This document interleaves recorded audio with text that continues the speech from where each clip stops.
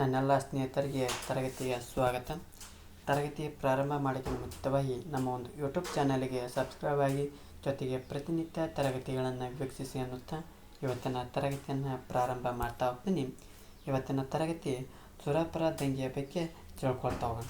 ಈ ಸುರಪುರ ದಂಗೆಯ ಬಗ್ಗೆ ಏನು ಮಾಡ್ತಾವೆ ಈ ಒಂದು ತರಗತಿಯೊಳಗೆ ತಿಳ್ಕೊಂಡು, ಈ ಹಿಂದೆ ತರಗತಿಯಲ್ಲಿ ಅಮರಸುಳ್ಳೆ ಬಂಡಾಯದ ಬಗ್ಗೆ ತಿಳ್ಕೊತಾ ಹೋದ್ವಿ. ಅಮರಸುಳ್ಳೆ ಬಂಡಾಯದಲ್ಲಿ ಮೂವರು ಪ್ರಮುಖವಾಗಿ ಕಾಣ್ತಾ ಹೋಗ್ತೀವಿ. ಯಾರು? ಸ್ವಾಮಿ ಅಪರಾಂಪರ, ಕಲ್ಯಾಣ ಸ್ವಾಮಿ, ಇನ್ನೊಬ್ಬರು ಯಾರು? ಪುಟ್ಟಬಸಪ್ಪರವನ್ನು ನೋಡ್ತಾ ಹೋಗ್ತೀವಿ. ಅದೇ ರೀತಿ ಇಲ್ಲಿ ಕೂಡ ಸುರಪುರದಲ್ಲಿ ದಂಗೆ ಆಗ್ತಾ ಹೋಗ್ತದೆ. ಅಲ್ಲಿ ಪ್ರಮುಖವಾಗಿ ವೆಂಕಟಪ್ಪ ನಾಯಕನನ್ನು ಕಾಣ್ತಾ ಹೋಗ್ತೀವಿ. ಹಾಗಾದ್ರೆ ನೋಡುತ್ತಾ ಹೋಗೋಣ ಬರ್ರಿ. ಸುರಪುರ ಈಗಿನ ಒಂದು ಯಾದಗಿರಿ ಜಿಲ್ಲಾ ಕೇಂದ್ರದಿಂದ ಎಷ್ಟು ಕಿಲೋಮೀಟರ್ ದೂರ ಐತಪ್ಪ ಅಂದ್ರೆ 50 ಕಿಲೋಮೀಟರ್ದಲ್ಲಿ ದೂರ ಇರೋದನ್ನು ಕಾಣ್ತಾ ಹೋಗ್ತೀವಿ. ಈ ಒಂದು ಸುರಪುರವು ಮೊಘಲ್ ಚಕ್ರವರ್ತಿ ಯಾರು ಔರಂಗಜೇಬನ ಕಾಲದಿಂದಲೂ ಕೂಡ ಇದು ಈ ಒಂದು ಪ್ರಾಮುಖ್ಯತೆಯನ್ನು ಪಡೆದ ಕಾಣ್ತಾ ಹೋಗ್ತೀವಿ. ಜೊತೆಗೆ ನಿಜಾಮ ಮತ್ತು ಮರಾಠರ ಪೇಶ್ವೆಗಳ ಕಾಲದಲ್ಲಿ ಇದು ಒಂದು ಸಾಮಂತ ರಾಜ್ಯವಾಗಿ ಪರಿಣಮಿಸಿರೋದನ್ನು ಕಾಣ್ತಾ ಹೋಗ್ತೀವಿ. ಅಂದರೆ ನಿಜಾಮರ ಕಾಲದಲ್ಲೂ ಮರಾಠ ಪೇಶ್ವೆಗಳ ಕಾಲದಲ್ಲೂ ಒಂದು ಸಮಕಾಲೀನ ರಾಜ್ಯವಾಗಿ ಯಾವ ಒಂದು ಸಂಸ್ಥಾನವನ್ನು ಕಾಣ್ತವಪ್ಪ ಅಂದ್ರೆ ಈ ಸುರಪುರ ಸಂಸ್ಥಾನವನ್ನು ಕಾಣ್ತಾವೆ.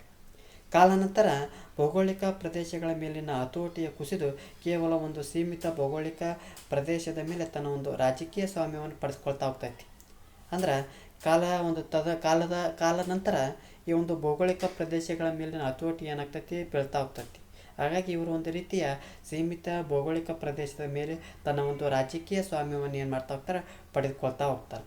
ಜೊತೆಗೆ ವೆಂಕಟಪ್ಪ ನಾಯಕನ ಒಂದು ಕಾಲದಲ್ಲಿ ಸುರಪುರ ಬ್ರಿಟಿಷ್ ವಿರೋಧಿ ಬಂಡಾಯದ ಕಿಚ್ಚನ್ನು ಗಳಿಸ್ಕೊಳ್ತಾ ಹೋಗ್ತೈತಿ.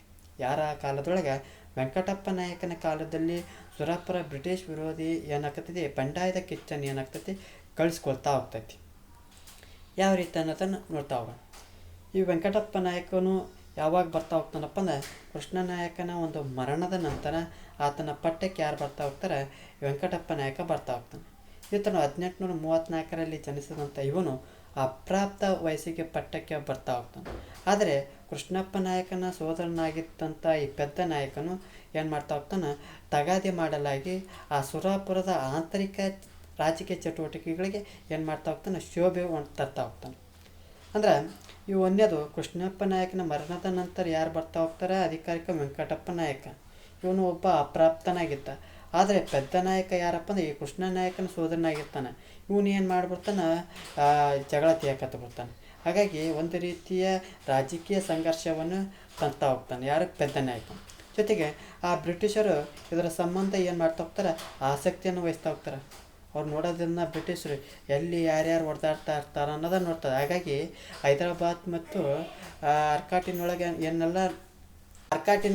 ಮಾಡ್ತಾ ಹೋಗ್ತಾ ಅಲ್ಲಿ ಹೋಗಿ ಆ ಸಂಘರ್ಷದಲ್ಲಿ ನುಗ್ಗಿದ್ವು. ಅದೇ ರೀತಿ ಈ ಪೆದ್ದ ನಾಯಕ ಮತ್ತು ವೆಂಕಟಪ್ಪ ನಾಯಕರ ರಾಜಕೀಯ ಸಂಘರ್ಷದಲ್ಲಿ ಏನು ಮಾಡ್ತಾ ಹೋಗ್ತಾರೆ, ಆಸಕ್ತಿಯನ್ನು ವಹಿಸ್ತಾ ಹೋಗ್ತಾರೆ. ಮತ್ತು ಮುಂದುವರೆದು 1842ರಲ್ಲಿ ಬ್ರಿಟಿಷರು ಮೆಡೋಸಾ ಟೇಲರ್ ಎಂಬುವನು ಪೊಲಿಟಿಕಲ್ ಏಜೆಂಟಾಗಿ ನೇಮಕ ಆಗ್ತಾ ಹೋಗ್ತಾನೆ. ಯಾವಾಗ? 1842ರಲ್ಲಿ ಬ್ರಿಟಿಷರು ಟೇಲರ್ ಎಂಬುವನನ್ನು ಪೊಲಿಟಿಕಲ್ ಏಜೆಂಟ್ನನ್ನಾಗಿ ಏನು ಮಾಡ್ತಾ ಹೋಗ್ತಾರೆ, ನೇಮಕ ಮಾಡ್ತಾ ಹೋಗ್ತಾರೆ.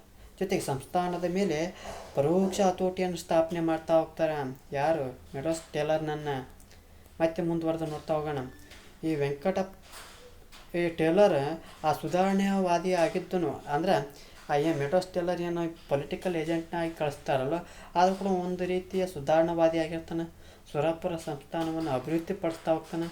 ಪೆದ್ದ ನಾಯಕನನ್ನು ಸಂಸ್ಥಾನದ ದಿವಾನನ್ನಾಗಿ ನೇಮಕ ಮಾಡ್ತಾ ಹೋಗ್ತಾನೆ. ನೋಡ್ರಿ, ಸುರಪುರ ಸಂಸ್ಥಾನವನ್ನು ಅಭಿವೃದ್ಧಿ ಮಾಡಿದ ಆ ಪೆದ್ದ ನಾಯಕನನ್ನು ಸುಮ್ಮನಿಸಕ್ಕಾಗಿ ಸಂಸ್ಥಾನದ ದಿವಾನನ್ನಾಗಿ ನೇಮಕ ಮಾಡ್ತಾ ಹೋಗ್ತಾನೆ. ಸಂಸ್ಥಾನದಾದ್ಯಂತ ಭೂ ಸಮೀಕ್ಷೆ ಮಾಡ್ತಾ ಹೋಗ್ತಾನೆ. ಯಾರು? ಮೆಡೋಸಾ ಟೇಲರ್. ಸಂಸ್ಥಾನದ ಆದಾಯ ಹೆಚ್ಚಲು ತರಕ್ಕಾಗಿ ಅನುಸರಿದ ನೀತಿಗಳೇ ಆ ಒಂದು ಪ್ರಮುಖವಾಗಿ ಕಾಣ್ತಾ ಹೋಗ್ತೇವೆ.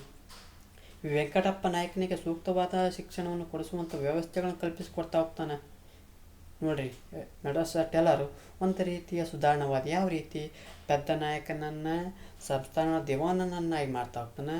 ಸಂಸ್ಥಾನದ ಅತ್ಯಂತ ಭೂ ಸಮೀಕ್ಷೆಯನ್ನು ಮಾಡ್ತಾ ಹೋಗ್ತಾನೆ. ಸಂಸ್ಥಾನದ ಒಂದು ಆದಾಯ ಹೆಚ್ಚಿಸೋಕ್ಕೆ ಅನೇಕ ನೀತಿಗಳನ್ನು ಜಾರಿಗೆ ತರ್ತಾ ಹೋಗ್ತಾನೆ. ಜೊತೆಗೆ ವೆಂಕಟಪ್ಪ ನಾಯಕನಿಗೆ ಸೂಕ್ತವಾದಂಥ ಶಿಕ್ಷಣವನ್ನು ಕೊಡಿಸ್ತಾ ಹೋಗ್ತಾನೆ. ಯಾವಾಗ ಈ ವೆಂಕಟಪ್ಪ ನಾಯಕ ಅಧಿಕಾರಕ್ಕೆ ಬರ್ತಾನಪ್ಪ ಅಂದ್ರೆ 1853ಕ್ಕೆ ಅಧಿಕಾರಕ್ಕೆ ಬರ್ತಾ ಹೋಗ್ತಾನೆ.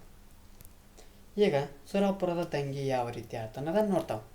ಏನು ಈ ಬ್ರಿಟಿಷ್ ಸರ್ಕಾರವು ಸುರಪುರದ ಬೆಳವಣಿಗೆಗಳನ್ನು ಏನು ಮಾಡ್ತಾಯಿತ್ತು, ಸೂಕ್ಷ್ಮವಾಗಿ ನೋಡ್ತಾ ಇತ್ತು.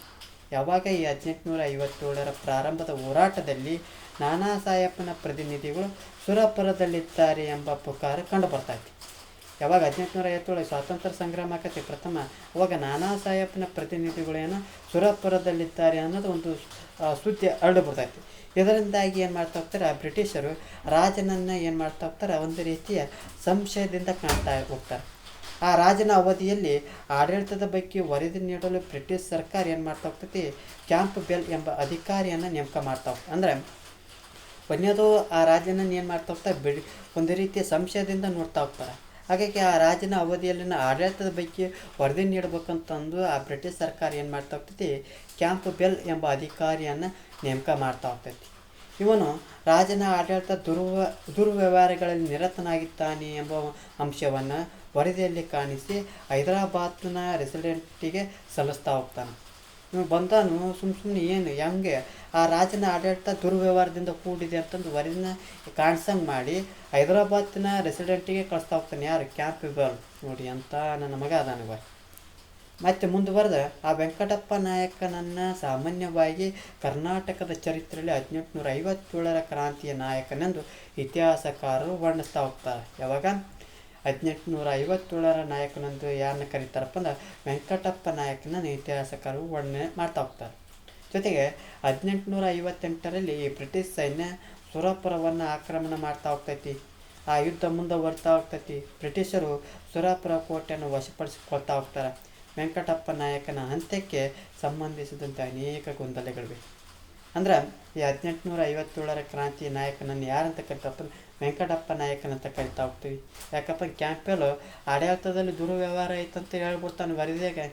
ಯಾಕೆ ವರದಿ ಕಳಿಸಿದಪ್ಪ ಅಂದ್ರೆ ನಾನಾ ಸಾಹೇಬನ ಒಂದು ಹಿಂಬಾಲಕರು ಅವನ ಸಹಚರರು ಸುರಪುರದಲ್ಲಿದ್ದಾರಂತ ಸುಳ್ಳು ಸುದ್ದಿ ಹೇಳ್ಬಿಡ್ತೈತಿ. ಹಾಗಾಗಿ ಆ ರೀತಿಯ ಒಂದು ಪ್ರಯತ್ನಗಳು ನಡ್ತಾ ಹೋಗ್ತವೆ. ಯಾವಾಗ ಒಂದು 1858ರಲ್ಲಿ ಬ್ರಿಟಿಷ್ ಸೈನ್ಯ ಸುರಪುರವನ್ನು ಆಕ್ರಮಣ ಮಾಡ್ತೈತೋ ಅಲ್ಲಿ ಯುದ್ಧ ಪ್ರಾರಂಭ ಆಗ್ತೈತಿ. ಕೊನೆ ಬ್ರಿಟಿಷರು ಏನು ಮಾಡ್ತಾ ಹೋಗ್ತಾರೆ, ಸುರಪುರ ಕೋಟೆಯನ್ನು ವಶಪಡಿಸಿಕೊಳ್ತಾ ಹೋಗ್ತಾರೆ.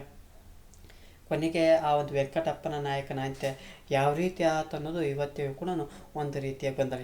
ಏನು ಕೊಲೆ ಮಾಡಿದ್ರು, ಏನು ಕನಿಷ್ಠ ಶಿಕ್ಷೆ ಆದರು, ಒಟ್ಟು ಅವನ ಸತ್ತು ಹೆಂಗೆ ಅನ್ನೋದು ಒಂದು ರೀತಿಯ ಗೊಂದಲ ಆಗಿರೋದನ್ನು ಕಾಣ್ತಾ ಹೋಗ್ತೀವಿ. ಇದು ಒಂದು ರೀತಿಯ ಸುರಪುರ ದಂಗೆಯು ಭಾರತದ ಒಂದು ಇತಿಹಾಸದಲ್ಲಿ, ಕರ್ನಾಟಕದ ಇತಿಹಾಸದಲ್ಲಿ ಅತ್ಯುತ್ತಮವಾದಂಥ ಮತ್ತು ಪ್ರಮುಖವಾದಂಥ ಒಂದು ದಂಗೆ ಅಂತಂದು ಪರಿಣಾಮಕಾರಿಯಾಗಿ ನೋಡ್ತಾ ಹೋಗ್ತೀವಿ. ಈ ಒಂದು ತರಗತಿ ಇಷ್ಟ ಆಗಿತ್ತಪ್ಪ ಅಂದ್ರೆ ನಮ್ಮ ಒಂದು ಯೂಟ್ಯೂಬ್ ಚಾನಲ್ಗೆ ಏನು ಮಾಡ್ತಾ ಹೋಗ್ರಿ, ಸಬ್ಸ್ಕ್ರೈಬ್ ಮಾಡ್ತಾ ಹೋಗ್ರಿ. ಜೊತೆಗೆ ಈ ಒಂದು ತರಗತಿ ಇಷ್ಟ ಆಗಿತ್ತಪ್ಪ ಅಂದ್ರೆ ಲೈಕ್ ಮಾಡ್ತಾ ಹೋಗ್ರಿ. ತರಗತಿ ಇಷ್ಟ ಆಗಲಿಲ್ಲ ಅಂದರೆ ಡಿಸ್ಲೈಕ್ ಮಾಡ್ತಾ ಹೋಗ್ರಿ. ಏನಾದರೂ ದೋಷಗಳು ಮತ್ತು ನಿಮ್ಮ ಒಂದು ಅಭಿಪ್ರಾಯಗಳನ್ನು ಕಮೆಂಟ್ ಬಾಕ್ಸ್ನ ಮೂಲಕ ತಿಳಿಸಿ ಅನ್ನುತ್ತಾ ಈ ಒಂದು ತರಗತಿಯನ್ನು ಮುಗಿಸ್ತಾ ಇದ್ದೀನಿ. ಎಲ್ಲರಿಗೂ ಧನ್ಯವಾದಗಳು.